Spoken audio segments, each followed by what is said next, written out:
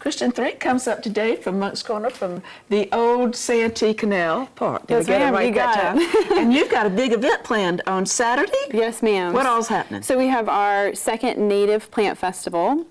We're very excited. We'll have plants available. We're having several vendors. We have presentations from native plant experts. It's going to be awesome.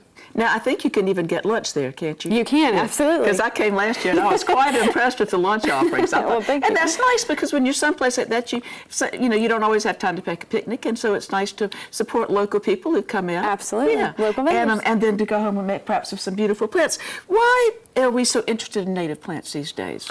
Oh, for lots of reasons. A big one is wildlife. So native plants provide shelter and food sources to native wildlife, which is great.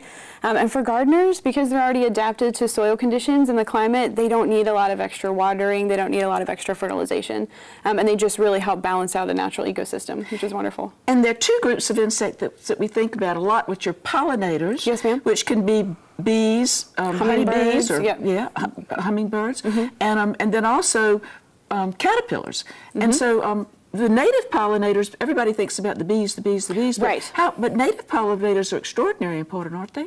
Absolutely. So the pollinators are really, really important. But like you said, there's also so many plants that are larval hosts, which we'll talk about a little bit, which are also super important. And that's because of the need that birds have to feed protein to their young. You've got it. Absolutely. So it's a whole cycle, which is beautiful. Yeah, it is. And native plants and the birds came together through coevolution. So really, there are not a lot of plants that are exotic that we brought here that will support the larval stage of the butterflies and moths, and that makes it critical. Absolutely, because these native plants have adapted and evolved with these other species, and they already have those interactions. Okay, well, let's start with some of them. Let's start down there with that. I believe that's our native honeysuckle. Absolutely. So I love this. This native honeysuckle is coral honeysuckle. It's one of my favorites. It's evergreen. It's evergreen. It comes in a red or a yellow bloom. It's beautiful, and it's wonderful for hummingbirds. Sometimes I see hummingbirds more at this than my feeder, which is really cool. It is. Now, it needs something to clamber on, so like a trellis or a piece of chicken wire or hog wire? Yep, it's a great climber, not too aggressive. Trellis is wonderful. An arbor is wonderful. Really great climber. Okay. And then again, evergreen, and it blooms sporadically all summer. You get a massive flush of blooms, but then you can have color all summer. Absolutely. Yeah. Oh my goodness. And then next to it we've got yellow top. That's right. This is one of my favorite native wildflowers. So this is Lanceleaf Coreopsis. There's several species, but this is definitely the most common. Great for pollinators. So all kinds of different insects, butterflies. This one's really cool because it grows in clusters, but it can have large colonies. Okay. So this is one that kind of needs to be kept on its own or in its own special raised bed because it will start to spread out. Okay. But if you have an area where you've got room, this is a great one to plant. Great one. Absolutely. It has several months of blooms, I think. Several, yeah. Yeah, that's good awesome. because then it's doing its job for more than just a week or two. Yep, it's hanging on there for spring and summer. Okay, which and is then great. next to it we have a little salvia. Yep, so this one is called Scarlet Sage. It's in the salvia family. I love this one because it's going to have these really pretty red blooms. It has a wonderful It does, fragrance. it smells really good. The leaf is refreshing if you're out there. And, I was doing that earlier. Yeah, and you need to kind of rejuvenate yourself. Right. Just rub it between your fingers. Absolutely. Yeah. And it offers a nice pop of color too because it has those red flowers. This is also really good for hummingbirds and for butterflies. Now, this one you said is pretty adaptable.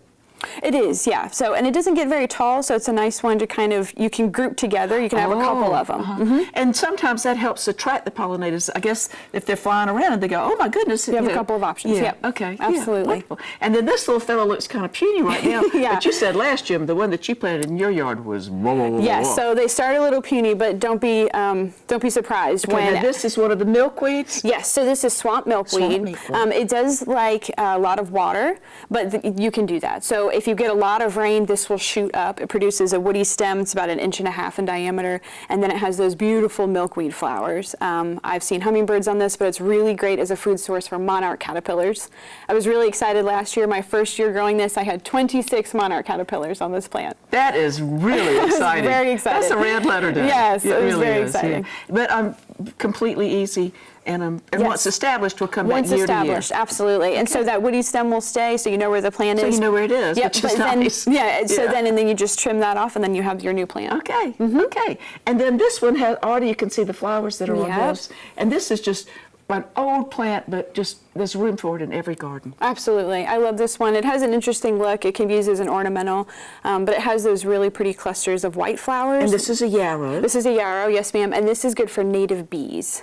So we Again, have a lot of native species of bees, not necessarily honey producing, but still important pollinators. And the native bees are interesting in that most of them are solitary. And so even though you might find an area, sometimes in the ground where they'll all nest, they're not aggressive at all because they're not trying to defend a colony. Absolutely, you got it. So don't be afraid of them if you see No, them. no. Rejoice. If anything, in them. yeah, be rejoicing that they're in your garden. Yeah. And then this plant tickles me because when you brought it in, the flowers are open, and even at the bright lights of the studio, it has its own internal clock, and it does close its flowers at night. Closed up a little bit. So this is the Stokes Aster.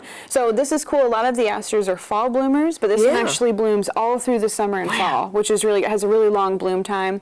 It has these beautiful purple flowers, which I love, and really great for pollinators and butterflies specifically. And the foliage is very handsome. It's just an overall handsome plant. It is. It's got wonderful leaves. It's just really nice to look at. Very attractive plant and easy as pie.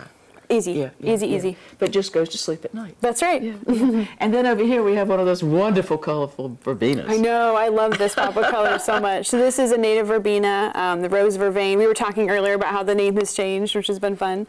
But this one is great, really great for hummingbirds and butterflies. Okay. The reason why I like it, though, it's great ground cover because it's creeping and it kind of forms these dense mats. So it will kind of creep over, which I really like. So you can have it on the ground, but I've also put it up in boxes and it creeps over. Wouldn't that be pretty? It's very pretty. And so it's got a little tubular flower, which is perfect for those proboscis to go in and get that nectar. Now, in front, we have somebody who does not have colorful flowers, Nope. but it's a very important part of our native community. Absolutely. So this is the wax myrtle. This is one of my favorite native smaller trees.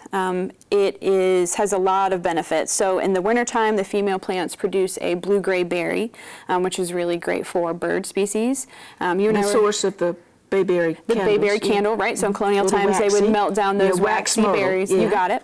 So they would melt those down. It also has a lot of insects. So the yellow-rumped warbler feeds on this in the wintertime, which is great. Has those spicy, fragrant leaves. This one's really good for habitat restoration, creating screens and hedges. And also, this plant can get big. I've seen them used like little live oak trees. You can keep them that way. They also respond nicely to being cut back. They do. Will fill out. Yep. And there are now some selections that are smaller that are perfect for smaller yards. Absolutely, yeah. So it's not getting too overwhelming. And the leaves have a fragrance. It's just a wonderful plant that really, as you said, is important for wildlife on many different fronts. It is, yeah.